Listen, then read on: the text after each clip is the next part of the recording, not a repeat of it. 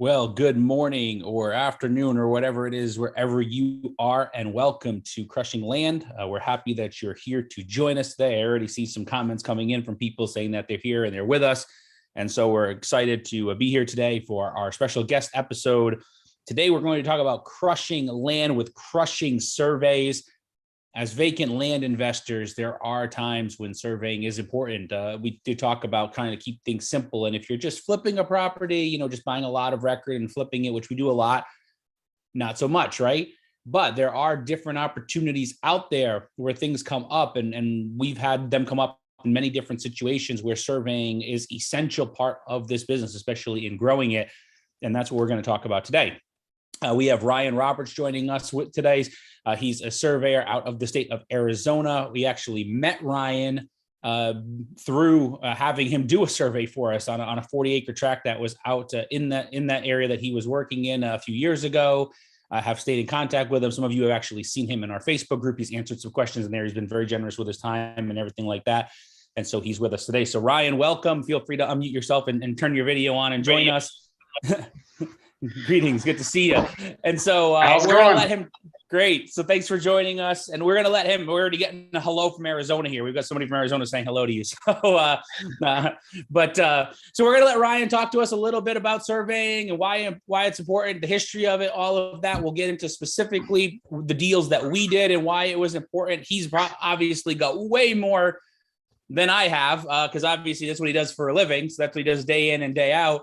And so we'll let Ryan talk to you guys for a little bit. As always, feel free to ask any questions. We are monitoring it on Facebook. We are monitoring it on YouTube as well, and being able to answer questions that you ask. So feel free to bring your questions in, and we'll answer them at the end as we have time. So Ryan, again, thanks for joining us, and go to it. Start telling us a little bit about survey, and then we'll jump right into it. Okay, yeah. So I'm going to start out just kind of talking about a brief history. It won't take long. The history of surveying kind of dates back to the early Egyptian years. They would section off the land for tax purposes and to set different individual farm boundaries. So they also think that the early survey methods were used to get the footprint of the pyramids. So that was kind of the basis of surveying and the early measurements. Then in the Roman era, they actually had a Roman god called Terminus. So Terminus was the protector of boundaries, and they would set stones to establish the corners of each boundary. And when they would set a stone, it would be a whole ordeal. They would sacrifice a lamb, bury it with the stone, and the actual set stones carried all the way until America in the late 1800s and early 1900s. They were still using stones to set as boundary corners and different things. So those early methods of things were probably not as accurate as what we do today, but a lot of the things have carried over, like the set stones and the boundary markers. The early Romans, if you moved a stone, it was punishable by death. So it was pretty serious back then. And then, as it come into America, they developed what's called the public land system, which most states in America today are on the public land system. Most of us are familiar with sections of land, which is 1 mile by 1 mile. Originally, those were broke out years and years ago, and they used what was called a Gunther's chain, which was 60 feet or 66 feet long. So 80 chains equals 1 mile. So they would use an old compass and then pull these old chains, 80 times to make a mile, and they would set a corner. And back then they got paid per mile, per section they surveyed, they would get paid per those. The thing that the government did at that time was they put a zero error in all original surveys. So even though like pulling chain over a mile, the accuracy was plus or minus 10, 20 feet.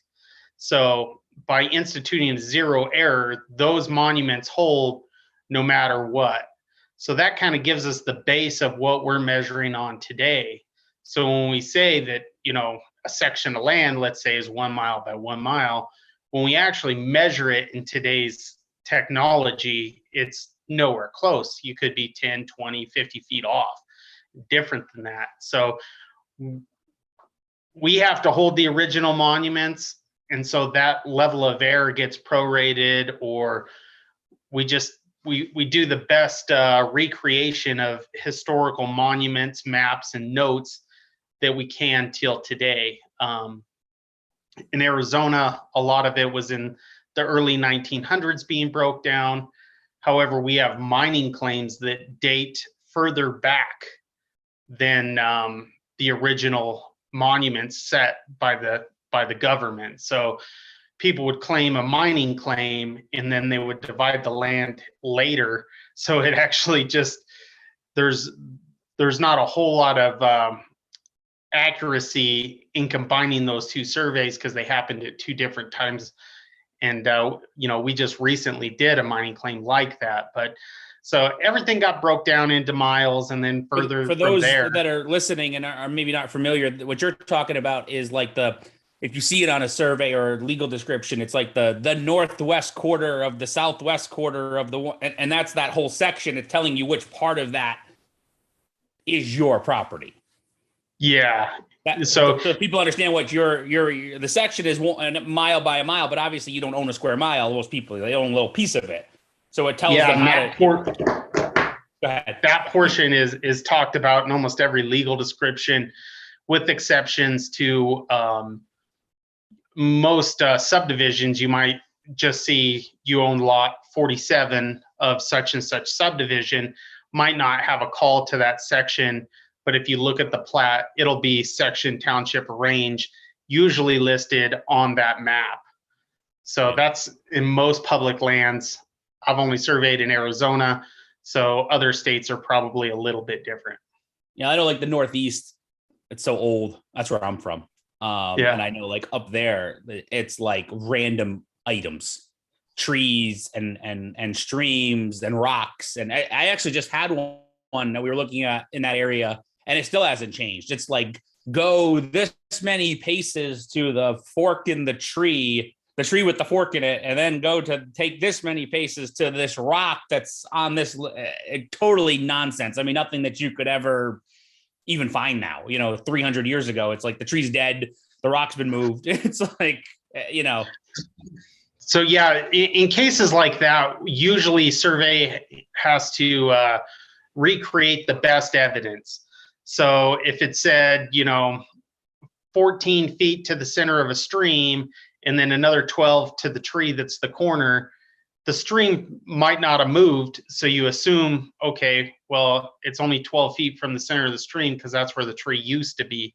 So surveying's kind of an art between historical references, whether it's a distance to the middle of the stream, or if it's, this old tree with a scribing on it, or a set stone. And then a lot of times back then, they would set a stone and it would say, S22, which would be section 22, and then it would call out the township and range on that stone. It would just be carved in there. So, to recreate that survey, we're looking for a rock in the woods, or a rock in the desert. And as you can imagine, there's other rocks in the desert.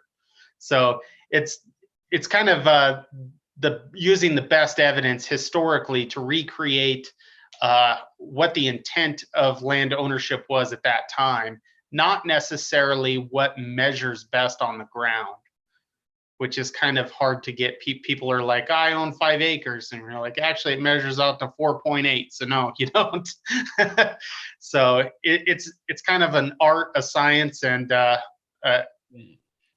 we've had situations come up like that. So for people that are listening from the land investing side, I mean, two of those things you just said are very important. One, the intent, and you said 5 acres, and oh no, you don't, it's 4.8 or whatever you said. And people might say, well, who cares? But if you need X to do something, it's a big deal.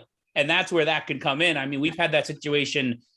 Actually, my business partner right now, one of the ones that he's working on, he's 0.03 acres short of what's needed to, and he's trying to get it from, because it's so, that's, you're talking like nothing, right? Just some square footage. And working on it because of, so that's where surveying came in to prove, oh man, you need 2 acres and you've got 1.97 acres, right? Or the thing where you talked about with the intent, we had a deal once we were working on where they cut out a piece in the back and they surveyed a line down all the way to the road, and whoever wrote it, it wasn't the surveyor that messed up because the survey showed it. It was the legal description messed up and they put it wrong and literally they kept that piece of land that came down to the road. The legal description ended at like 10 feet before the road. And thankfully the title company and the attorney and everybody agreed and said, well, the surveyor clearly shows the intent, what you just said. The intent was to bring it the whole way down. It was never to create some weird long 200-foot driveway that doesn't go anywhere. It doesn't make any sense. Right. So, and they worked with us based on that. So that whole point you're talking about there, like with what's actually there as opposed to what people think, comes in, that could be a huge thing for us as investors, and also, what the intent of whoever did it was. For sure. And we see a lot of that. I was last week, as a matter of fact, I was an expert witness in a court case, and I haven't heard how it's settled, but essentially it was an easement that was just drawn wrong. Like, most people are like, oh, the easement's over the west 25 feet of this parcel. This one was, the easement exists where the road existed in 1993. Well, here we are in 2022. It's a little hard to know what all existed in 1993 because nobody took a picture, nobody drew a map. So it's stuff like that it gets a little tricky on, but obviously the intent was when they created a parcel of land that they wanted to also create access to it. So there's a whole science and, just historical, everything gets recorded at the county. So, it's just a matter of chugging through all those old recordings and try to establish a purpose behind everything to come up with the best evidence to recreate a survey. Everything now is a resurvey. There's no new land on Earth, so it's all just resurveying what's already been done and trying to match that exactly. Hawaii gets some new land every now and then, right? As the volcanoes and yeah, right. I guess I actually say, the reason I say that, it's kind of funny because like I was staying on one, it was literally lava field. This is where it was. It was hard as a rock. It was black. There was nothing. The houses were built on it, and they were like, yeah, 30 years ago this wasn't even here. That's what they were like. This was ocean.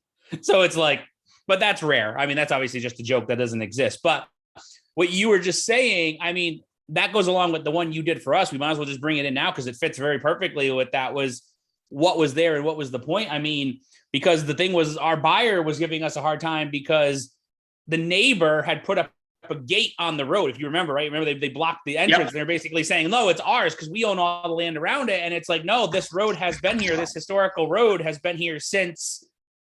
And the guy was saying like, no, it's not yours. And that's where you went in and used the history. You were like, no, it was proven. Here's the thing from I forget it was like 1995 or something like that, that showed that road was there going in. And you're like, it's a historical road. It's in there. It has access, So that was something, again, 40 acres, kind of out in the middle of nowhere. I talk about that all the time because that was like 11 or 12 miles off of pavement. It was just like dirt road after dirt road after to get there. But that's an example, right, of where that kind of thing, comes into play with that historical evidence and all of that. Yes. And that's the thing is like, people are like, a lot of times they'll say, well, I've been driving there for 7 years. I clearly have access, but I mean, still, you still have to go to court to get those things settled a lot of times. And that's not cheap. It's not cheap to go to court. So this last easement, I don't know for sure. They've been fighting over it for about 2.5 years. I'm guessing each party's into it about $80,000 each, just in attorney's fees and court costs. So it's got to be a pretty special road to be able to spend that kind of money on it.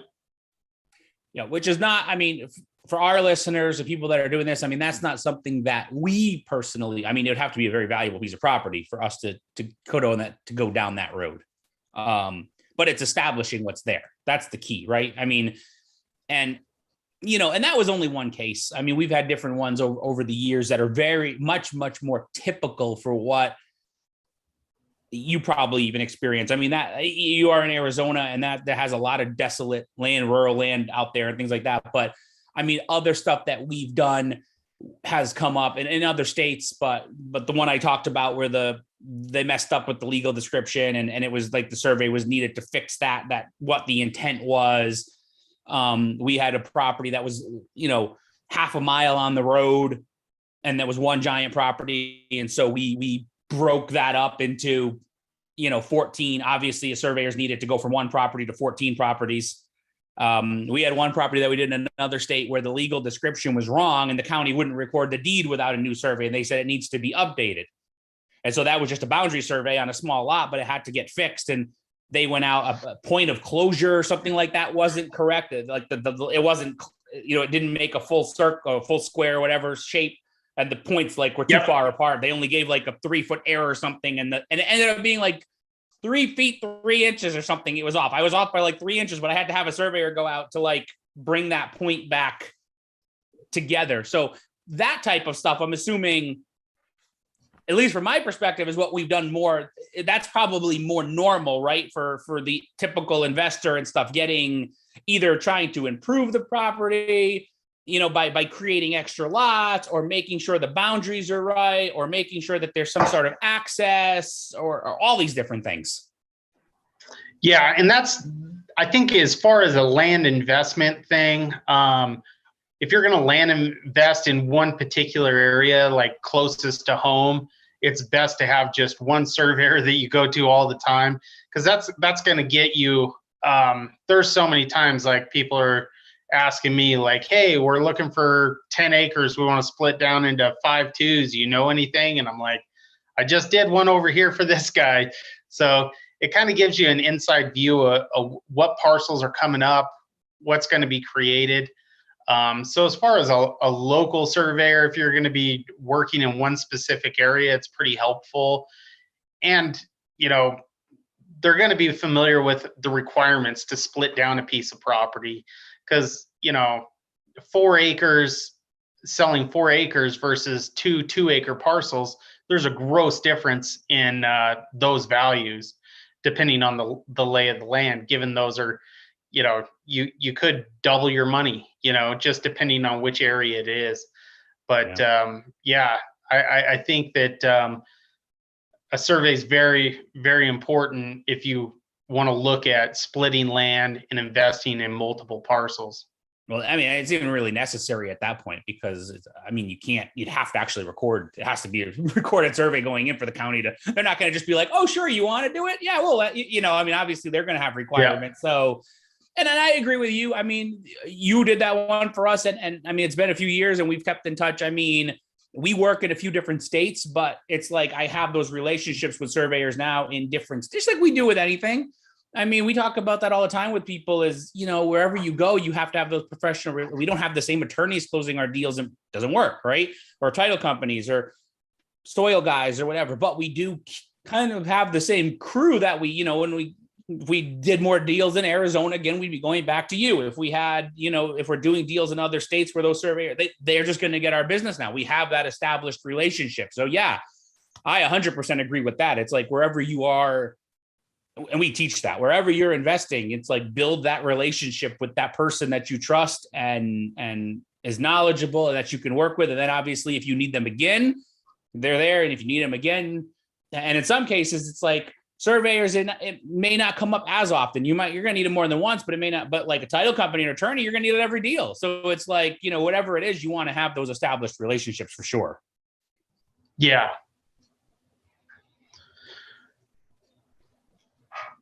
We kind of derailed you a little bit on your history there as we were going to apologize for that. Oh, that's all right. So, I mean, maybe a little bit on, let's talk a little bit about this. Some questions that are coming in that are good here. And we can talk about that in a little bit, but maybe a little bit on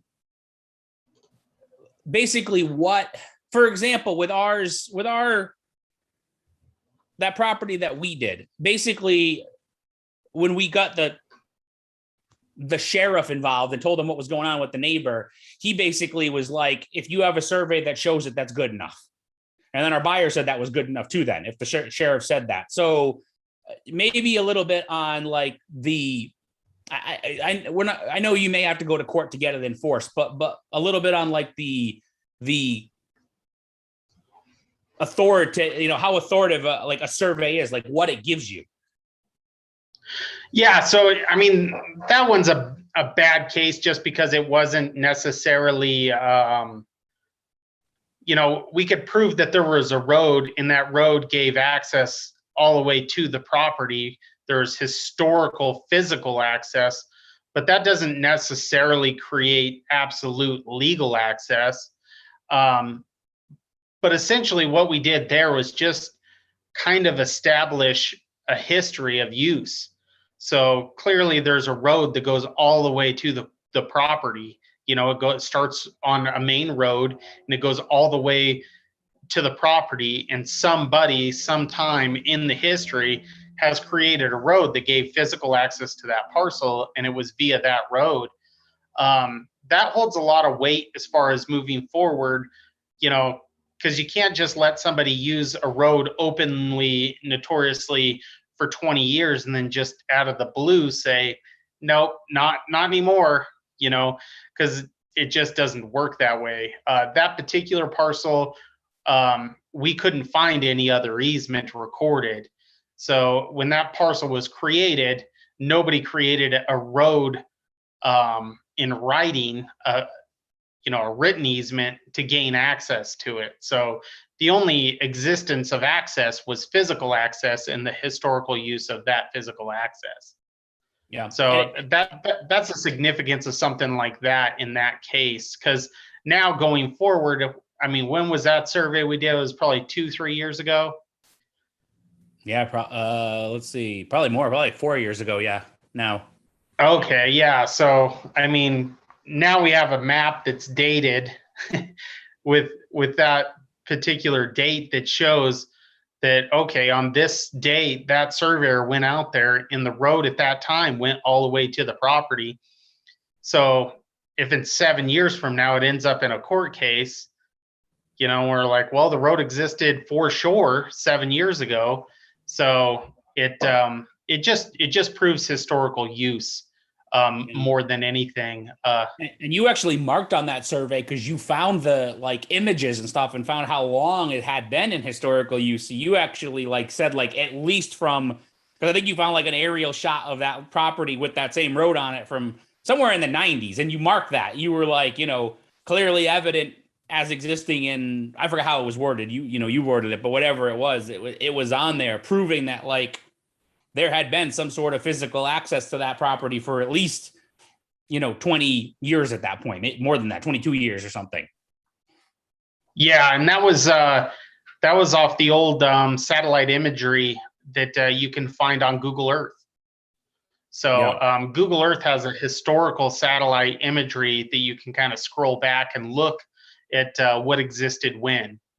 And I've used that on several occasions to establish, grandfathered rights as far as like if a garage was built and how long that existed, to see if, it was grandfathered in to meet some town or county status of grandfathered in. Like if they built a garage without a permit, well, if it existed 20 years ago, it's not a big deal. If they did it last year, then it's a problem, So there's a lot of elements to stuff like that. And, Google Earth is a pretty handy tool. But it does show, I mean, we have the access to those tools. We could look on Google Earth and we could tell the county or whoever they didn't care. It was basically like, get a surveyor out there, record. So sometimes when it comes to like having some like weight to our thing and having some actually being able to move forward, I mean, that was the difference between selling that property or the guy basically saying like nobody was interested, right? I mean, that in our case. So it does add a whole lot of weight and ability to like move forward with it, because now it is a legal established recorded document that's in, that's with the county or whoever, register of deeds for whoever's holding it, or clerk of courts. Right. Yeah. Yeah. And on that particular parcel, when we had talked to the rancher, when we had run into him, he wanted to adamantly state that there was no physical access ever to that parcel, because he didn't want there to be established access to that parcel, which is understandable on his point. If he didn't want to grant access, he knew the value of physical access, and he just wanted to say that it didn't exist, even though it did. And you did have to go through his property to get there, and he didn't necessarily, obviously, he didn't want that because he had cattle out there and things like that, and so obviously he had concerns. I mean, that is the difference between what's there and what's legal and desires, right? I mean, because sometimes it's like, and we've had that, that was the same. We had a property that we had to get surveyed, the same exact thing, had a little tiny strip coming down, and the neighbor was basically saying like, no, it doesn't exist. It doesn't exist. This was a different state, and we had to get a surveyor out there to prove that, yes, it does exist. It's there. It's not, you could say it doesn't. And this was kind of the other way, in that the strip was there legally and on paper, but nothing ever went beyond that. And it was just all treed. And they were basically like, and of course they, when they were cutting stuff down on their lawn, and the guy on the other lawn on the side of them, it's supposed to be like a 12-foot strip or 15-foot strip. Well, of course they took extra trees, so it went down to 4 feet or 6 feet or something. They weren't using it. It was just a lawn, but they were basically saying like, no, you don't have enough room there. There's nothing there for you. And we had to get, again, surveyor involved to prove, yes, it's there. We have that. Yes. Yeah, that's pretty normal. So when it comes to land itself, I mean, what are some of the things that because you do work with other land investors, you work with people that are buying and doing these things. I mean, what do you say is like the most, we're kind of giving some extreme circumstances, but what is the most normal, or not normal, but more routine? I mean, I'm assuming some subdividing, easements. I mean, where do you find yourself getting involved? So most of the time when somebody hires a surveyor, they're buying a piece of property, not necessarily for an investment or a quick flip, but they're buying a house, and they want to make sure that all the fences are right. They don't want to buy a house that, all the fences are 2 foot on the neighbor, because now I got to replace all the fences as soon as I buy this house. So they want to make sure there's no encroachments, or, like we did one survey for a guy that, and in closing, it was set up that the buyer pay half of the survey and the seller pay half of the survey. Well, when we went out there, the driveway was encroaching. So his driveway had to go on the neighbor's property first to access his property because of the trees and the boulders. And there was no way to just scoot the driveway over to give this guy physical access. So the buyer backed out. They said, well, we don't want to mess with that. So the buyer paid their portion of the survey, but the seller was mad because the survey ruined the deal. So they didn't want to pay for it. But yeah, so anytime that there's any question on whether or not, a wall, a fence, a garage, a road, a driveway, any of that exists in the right spot, then people will typically order a survey it's, if the survey is $600, it's $600 worth of insurance that you don't have to move, a $12,000 fence. So that's most of the cases of stuff we do. We do a lot of construction staking. So we do a lot of placing of the houses. So, somebody's doing a new construction, we lay out where that house is going to make sure that it meets setbacks. It's going to be in the right location, and that it's pointing the right direction, and that it's perfectly square. So we do a lot of that stuff. And then, of course, land splits and land divisions, stuff like that. Lot line adjustments. If a fence is in the wrong spot, they'll adjust the property line and do some kind of deal to exchange properties. But Yeah, I mean, that's a common day. The most extreme cases are, once a year we get something that's a little crazy. Yeah. And I mean, for us, I mean, we obviously don't do with structures. When we did, I mean, we used to flip houses and stuff. I mean, we had those things, don't get me wrong. But for vacant land, I mean, I would say, and you can add to it if there's anything, I'd say one thing that we obviously subdividing is a huge one, because obviously that's 100% needing a surveyor. I mean, there's no questions involved with that.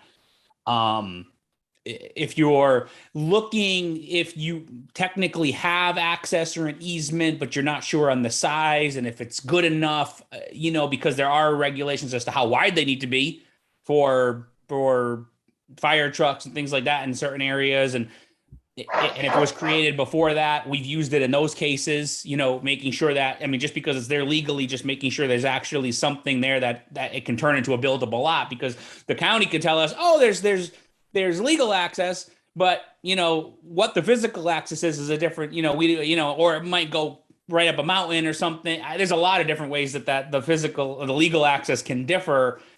And if it's a cheap lot, it may not matter much, but if you're trying to sell a $50,000 piece of property and you've given somebody a 12-foot easement or 12-foot right of way going up, and it's straight up a mountain, it's useless, right? So it's like getting a surveyor out in those type of cases has proven beneficial. And then obviously, like we've said with other ones, with just, making sure the boundaries are right, or making sure you have enough land. They tell you need 2 acres and you have 1.97 to do something. It's like, those are pretty big ones for us as land investors. I mean, is there other things that you see, or is that a pretty good synopsis? Or, I mean, you're the professional. Yeah, so typically, if you're buying, if you're buying a piece of land that's in either a subdivision or, something that's divided lands or whatever, and you know that there's a legal access and there's somewhat of a physical access, and there's not a bunch of fences or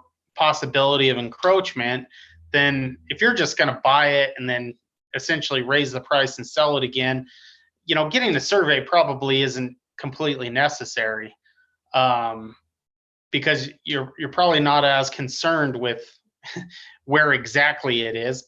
But yeah, I mean, we see it all the time. I mean, people are like, well, I found the 4 corners, and you're like, well, are you sure they're right? Because anybody can move a corner. We'll go out there, and most of the time a survey corner has it's a piece of rebar with a plastic cap, and the plastic cap's all hammered, and they moved it 4.5 feet, and you're like, that's significant. So now you buy a piece of property and you got a fence encroachment with a guy that is going to fight you on it, and you don't want that neighbor. But if it's just going to be a short, quick flip for you, and you're just looking to make a little bit of money on each flip, then a survey on each parcel probably isn't necessary. Yeah, and we don't. I mean, like, again, if we're in a lot of record in the subdivision, we don't usually.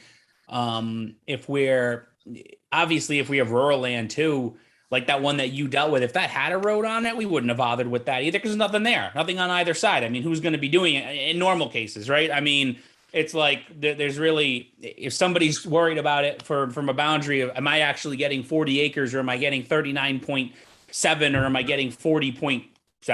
It's like, who cares? It's like somebody would still buy that. So in that case, we wouldn't have either. We had to because of the issues. But there are plenty of cases, like we said, that it does make sense, especially if your profit potential is going up too. I mean, there's a lot here that are buying lots for $3,000 and $4,000 and flipping them for 8 and 10. Survey doesn't really make sense in those cases, a lot of times, because it's small. But when you're talking about, like you said, doubling or tripling, or you got a $10,000 investment and you can send somebody out and you could do a couple different things, and all of a sudden the property goes to being worth $50, $60, $80, $100,000 because of certain improvements or because of certain information, then that's when you really need to start opening your eyes and your mind and being like, wow, this makes some sense to do and to take further. Yeah, and at that point you become more in the realm of land development instead of just flipping lots, buying land for a short-term investment. or a long-term investment. Which is what we somewhat, I mean, we teach that, and like in our course and our stuff, we talk about, I call it pre-development, because we don't actually do anything. We're just getting it ready. Entitlements, things like that, right? So we're getting surveys, we're getting septic approvals, we're getting perk tests, we're getting whatever it may be, so that we can lay that on somebody and say, this is ready for you, right?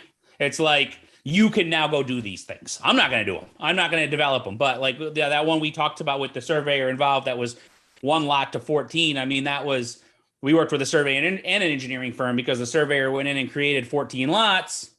And then the engineering firm did all the work as far as like making sure the water was right, and working with a septic engineer to make sure, the soil engineer to make sure the septic tanks, there was perk tests for all of them. And so basically, it's like, here it is, an approved lot. You can come buy this and you can go do your development. You can go build your house. You can go do whatever. It's 100% ready now without us doing it. So yeah, we do talk about that a lot. I mean, there's a lot of up potential in those things, but that's where working with the right professionals like yourself makes all the difference. I mean, that's the difference between taking a single lot and flipping it and making, we still could have made 20 grand or something, or making, $100,000 by doing all of that extra, putting the extra work in to get into that, like you just said, land development, pre-development stage.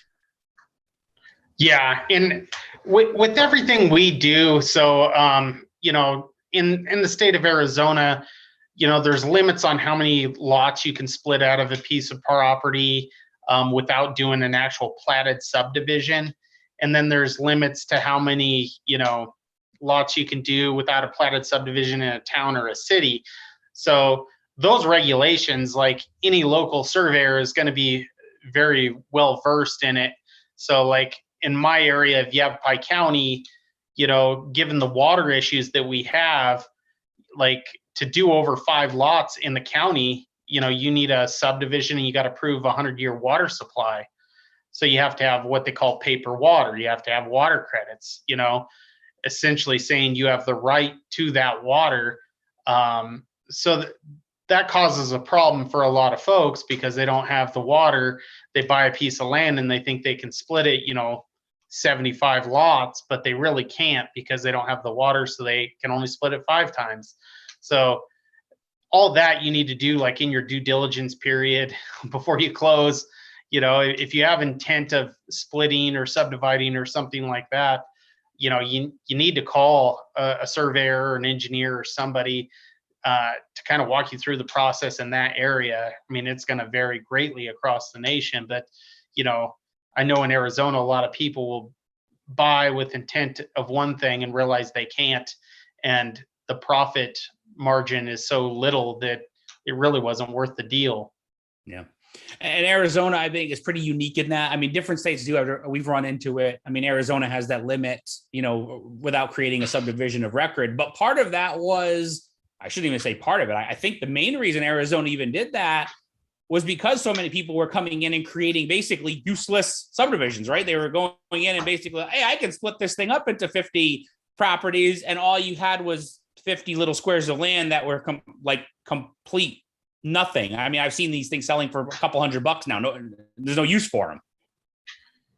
Yeah. So yeah, you can see in kind of a lot of rural areas, they'll take a big piece of land, they'll dice it up into little 2-acre lots, and they'll even dedicate roads. But the roads that are dedicated were never improved. So there's no water, there's no sewer. In some of those areas, you can't even drill a well, because you get down 2,000 feet and you're still not hitting water. That's, you're $40,000 into a well that you can't even get a drink of water out of.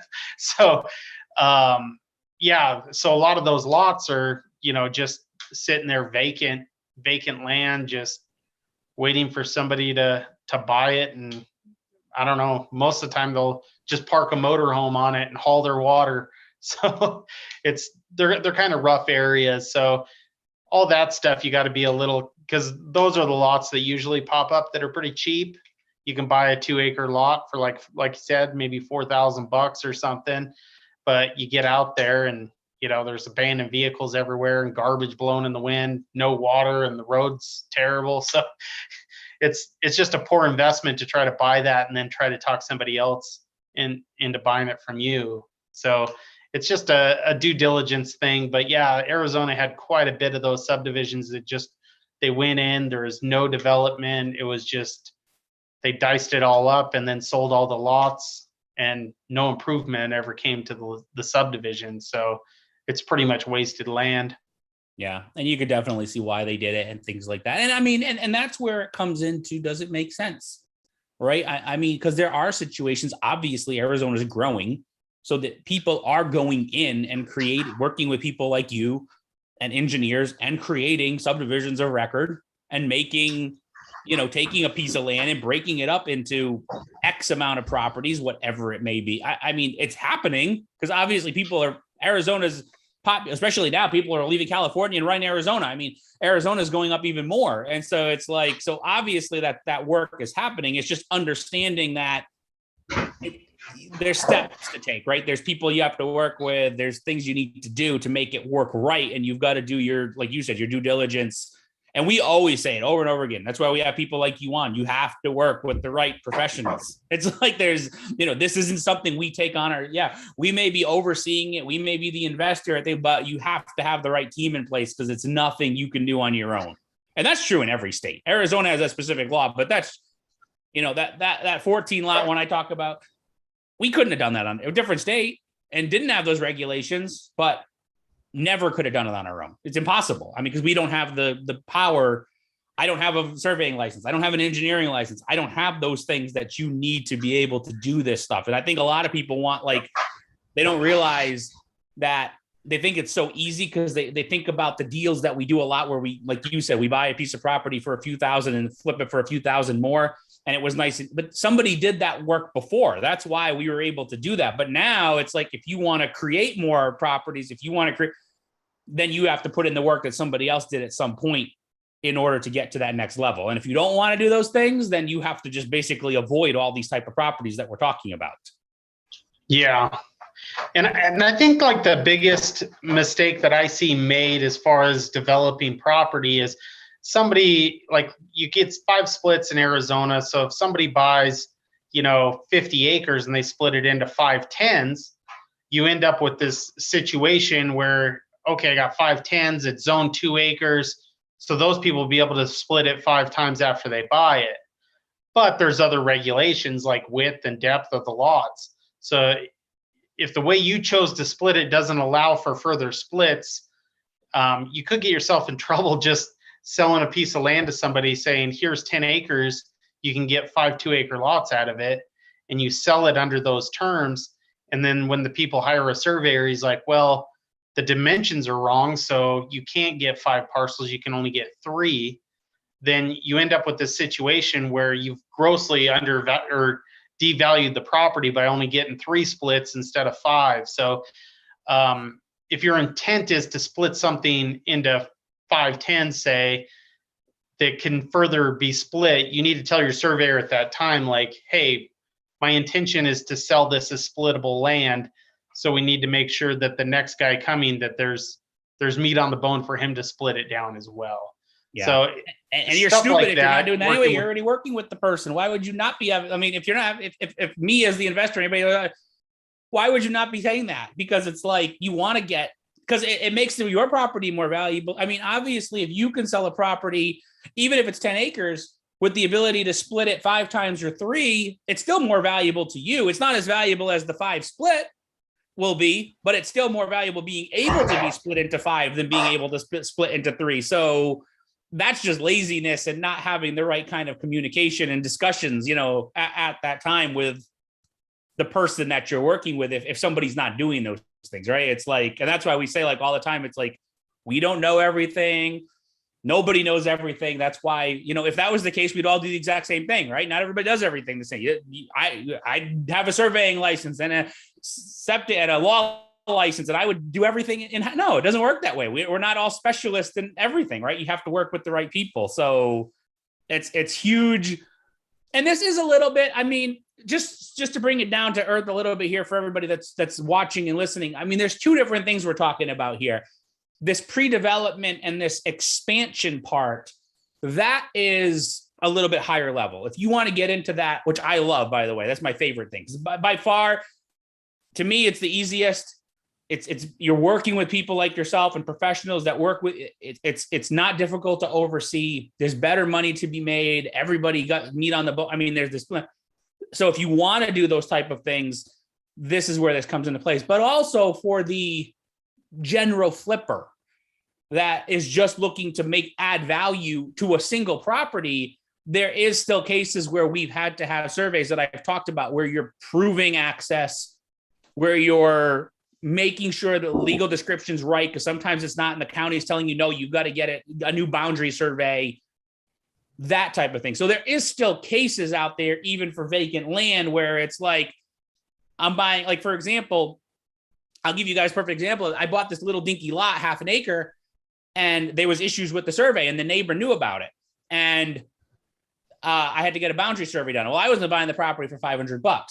Had a boundary survey, and the neighbor offered me $2,000 as it sat without the survey. I was like, no, I had a boundary survey done, and then that same neighbor paid $10,500 for the property with the correct issue. So you just talked about $8,500 of increase in value for $1,000 survey, right? It's like no questions there. So that is something, I don't know how often that comes up, but that's an example of something that where it still made sense, even on a single easy flippable lot that we weren't really doing any sort of improvements on, just making sure everything was correct. Yeah, and I see that a lot. So, we'll come in, we've ruined a lot of deals. People want to buy a piece of property, and we come in and survey it and be like, oh yeah, this fence is over and that's wrong, and this guy's been driving across the corner of your lot this whole time. And anytime there's a boundary issue is discouraging. People that are looking to buy for the long term or build a house or something will try to avoid those problems. So a lot of realtors don't want to pay for a survey until they absolutely need it, if the buyer wants it. But I say if you're selling a house, you get the survey first. That way, if there is an issue, you have time to fix the issue before you try to sell the house. But that's usually not the case. We're kind of the bad news bears as far as, deals, because, if we bring good news, then nothing changes. If we bring bad news, then everything changes. So there's nothing good that can come out of a survey, because you're either going to do the deal or you're not. So, well, in our case, it was actually the opposite, where the survey was an issue already, and the survey is what made the property valuable for us. So, like, oh yeah, in that case, there it was like something was off, and the neighbor knew, because the guy tried to sell the property ahead of time, and there was issues and he was just didn't want to get us. The guy lived out of the area. He didn't want to deal with it. The county wouldn't record the deed. They're like, no, the survey's wrong. The legal description's wrong. It needs to be updated. The neighbor knew this, and basically was like, I'll give you $2,000 as it sits. I know there's issues. And I was like, or I'll just call a surveyor. And I got it fixed for $1,000. And then the same guy, like I said, offered $10,500 at that point. All of a sudden, he went all the way up to like almost retail value on the property because it's now fixed. So, which is all he would have done. Let's be honest, right? He bought it from me for $2,000. He was going to call a surveyor, and he was going to pay $1,000, and he was going to do the same exact thing. It's like, but, and so there are circumstances where it can be. Same thing with us with like that easement issue, right? I mean, that was something that was, it's more, in our case, it's more for vacant land. I don't know if this is the right term or not, but we use it almost for like corrective purposes. It's like it's correcting information that's not right, and we're running into some hiccups that can easily be fixed, like, being 10 feet off of a road when that was clearly not the intent, or the legal description to point of origin or whatever it's called, not matching up by 3 feet, 3.5 feet, whatever, fixing these things. So now we actually have real valuable lots of record, and everything's established. Yeah. And one thing to keep in mind too is legal descriptions like pass through a lot of hands. Usually in the state of Arizona, you hire a surveyor to split a piece of property. He writes up a new legal description.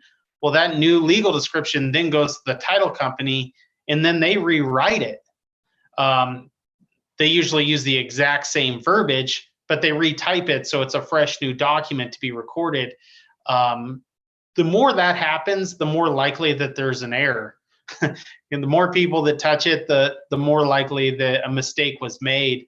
So title companies sometimes don't catch those issues. So when it's recorded, if there's an error in the legal description, it's it kind of falls on the title company. And if you're closing land through a title company as a buyer, it's good to go through the title company because they issue, title insurance and stuff like that. There are benefits versus like a quick claim deed, where you don't have reassurance necessarily. So, and that's stuff like literally that what happened in our case. I mean, the thing went back to like the 1800s, the original survey, and handwritten, forget typed, handwritten deeds, right, until the 50s, I think. So 1880 or something to like 1950 something. So you're talking 70, 75 years of handwritten deeds. And then they started being typed and nothing changed. The guy inherited it from his mom who bought it in the 50s. And then he inherited it like in the 80s.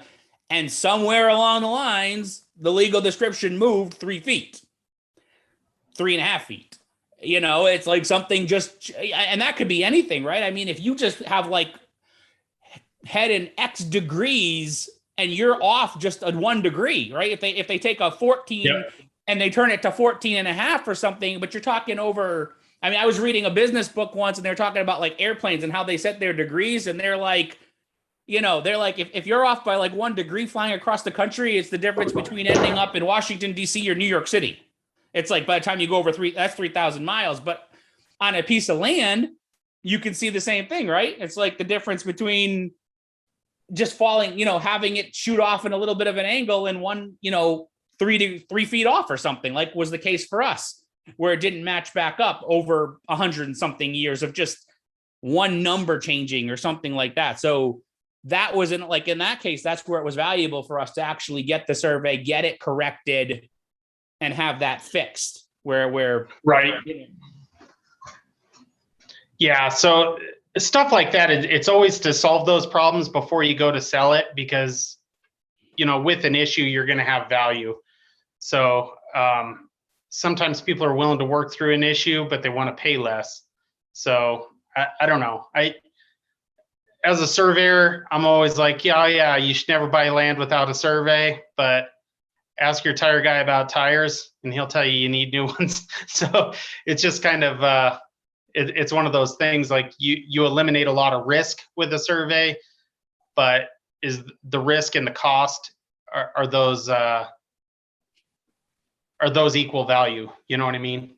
Yeah. And we talk about that. I mean, there's a lot of it just depends on the value of the property, what you're doing with it. Are you buying it to do something more with? Are you buying it to flip it? Are you going to be flipping it immediately the next day or the same day? Are you going to be, do you know that there's issues? I mean, there's a million different questions that come up that create that process as to whether or not you send somebody out. So we do have a few questions here. We're pushing an hour, so we won't take too much more of your time, but we'll do a quick couple of. Okay, so first off, real quick, somebody's looking for surveyors in different areas than where you work. Do you have recommendations on how to find reputable surveyors? Yeah, so there's definitely you can go online, just do a basic Google search that'll bring up the surveyors in that area.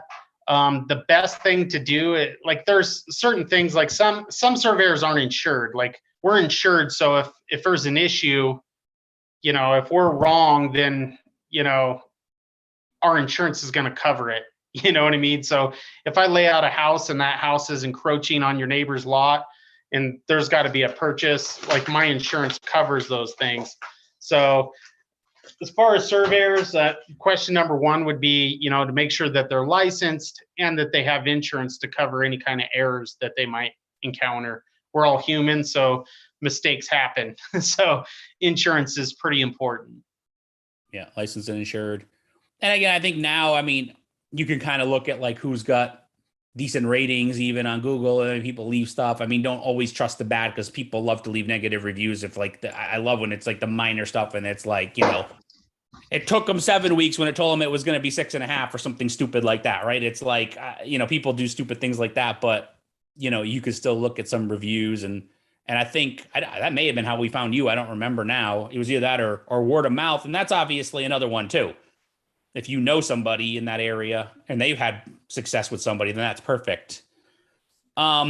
Somebody asked if you're buying 2 lots side by side and power is needed to be brought in, is a survey a must for an easement that will run with the land? No, not necessarily. So it kind of depends. Like in Arizona, a lot of times the power companies themselves will create the easements that they need to get you power. So they'll actually orchestrate the whole thing to where if you have 2 lots and you need, power, most of the time, and I don't know in every state, but in Arizona, most of the time the roadways are also for utilities. So like you'll have a 50-foot road easement, but then the physical road only takes up 25 feet of that. That extra land is for drainage and for the utilities themselves. So if it's 2 lots in a platted subdivision, likely that there's already an easement established for utilities. If there's not, usually the utility companies will have a method to create because they want to get utilities to you because that's how they make their money. So they'll have a method to create the easements that you need to get your power, whatever, water, any kind of utility. And if one's in the back, I would assume you're going to be creating an easement to get back there for ingress and egress. So you just add utilities to that, right? Just ingress, egress, and utilities to bring. Yeah, if there are two parcels that are next to each other with no easement, then you would just you'd have to create a roadway easement, and you would just include the utilities with that easement. Yeah, which we've done. And the same thing is true, I think, in pretty much every state with the roads. I mean, if you ever look at like the survey or anything for your own house, you don't own. People think they own right up to the road. You can use it, and your lawn usually goes right up to it if you don't have a sidewalk, but you don't own that land. I mean, the road, the town owns another 10, 12, 15 feet, whatever it may be. So I'm scrolling down here.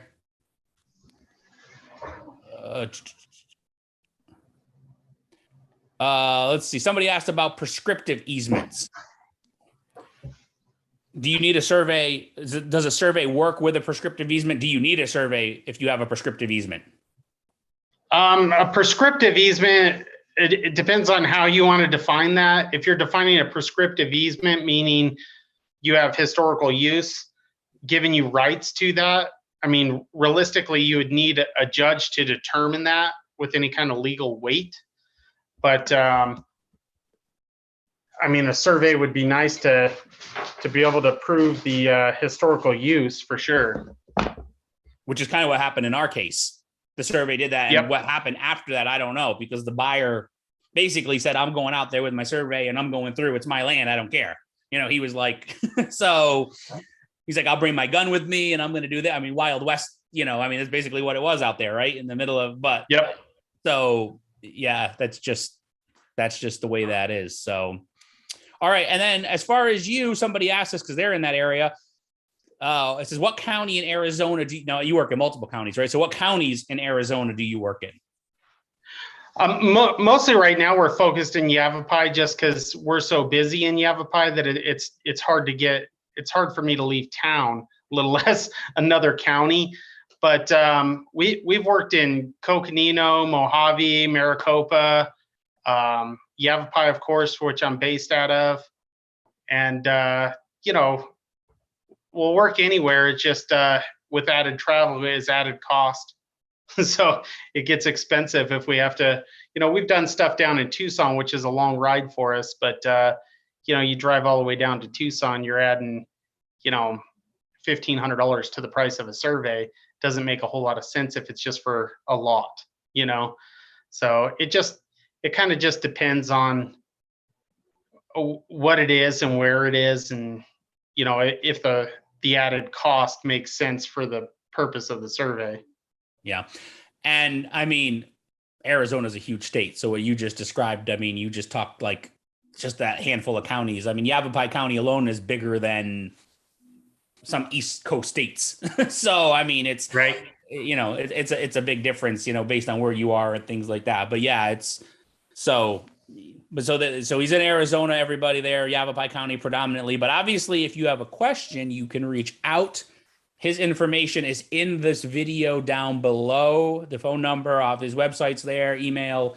So obviously, you can reach out to Ryan if you have a question on a specific survey that you want to get done in that area. We definitely recommend that. We recommend him. We've used them. It worked out great. Very knowledgeable.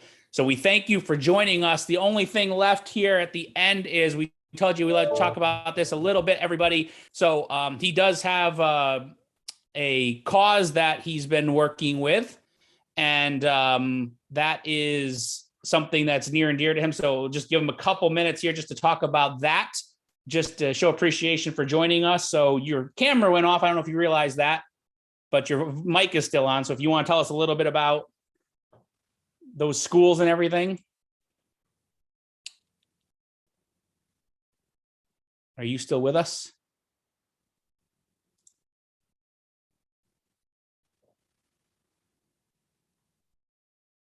We may have lost it. I think I did lose him. Something came up. Well, anyway, I'm not going to be able to do this nearly as good as him. So apparently we lost Ryan. We thank him for it, but he is working with a community growth as a volunteer. He says he sits on the board for a nonprofit school for autism and building a forever home for autistic adults. The links are in the description here as well. So they do take donations. He just said he sent me a text here. His laptop died, so apparently we lost him. But again, if you're appreciative of him taking the time and helping you with this, and you want to give a little donation or something like that, obviously you can't use him to work. And if you're not in Arizona and his areas, go check out those websites. It is a charitable donation, so tax deduction for anybody that's here and watching this. So again, both of those links are in the description for these videos. So everybody, we thanks for joining us. We thank Ryan, even though we got disconnected. And we appreciate you guys coming and joining us each and every week. Hopefully you found this helpful. If you have specific questions about using Ryan and his abilities, then feel free to reach out. Again, his contact information will be in the description as well. So everybody, thanks again for joining us here on Crushing Land, and we'll see you next week as we take on another topic. Keep your land business growing, and we'll